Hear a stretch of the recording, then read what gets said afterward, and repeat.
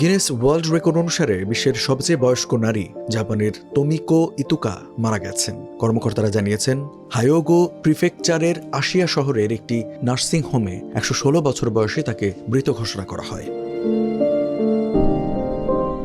৪ জানুয়ারি বিবিসির এক প্রতিবেদনে বলা হয়েছে, গেল বছরের আগস্টে ১১৭ বছর বয়সে স্পেনের মারিয়া ব্রানিয়াস মোরেরা মারা গেলে সবচেয়ে বয়স্ক ব্যক্তির খেতাব পান ইতুকা।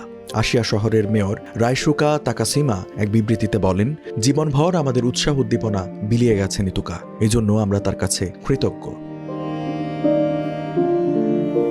দ্বিতীয় বিশ্বযুদ্ধের ৬ মাস আগে ১৯০৮ সালে ইতুকার জন্ম। তাকে ২০২৪ সালের সেপ্টেম্বরে সবচেয়ে বয়স্ক ব্যক্তির স্বীকৃতি দেয়া হয়। বিশ্ব প্রবীণ দিবসে তার হাতে তুলে দেয়া হয় গিনেস ওয়ার্ল্ড রেকর্ডের সনদ। দিবসটিতে সিনিয়র নাগরিকদের শ্রদ্ধা জানাতে পাবলিক হলিডে থাকে জাপানে।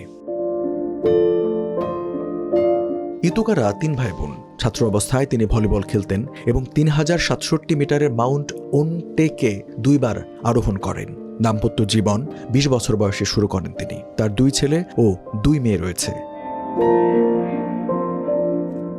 দ্বিতীয় বিশ্বযুদ্ধের সময় স্বামীর টেক্সটাইল কারখানার অফিস ব্যবস্থাপনার দায়িত্বে ছিলেন তিনি। ১৯৭৯ সালে স্বামীর মৃত্যুর পর থেকে তিনি নারাতে একাই বসবাস করে আসছিলেন।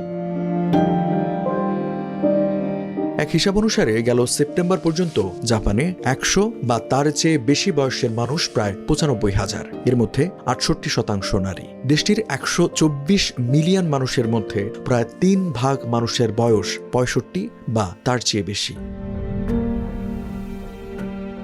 ইতুকার মৃত্যুর পর সবচেয়ে বয়স্ক ব্যক্তি মনে করা হচ্ছে ব্রাজিলের সন্ন্যাসী ইনাহ ক্যানাবারো লুকাসকে। তার বয়স এখন ১১৬ বছর।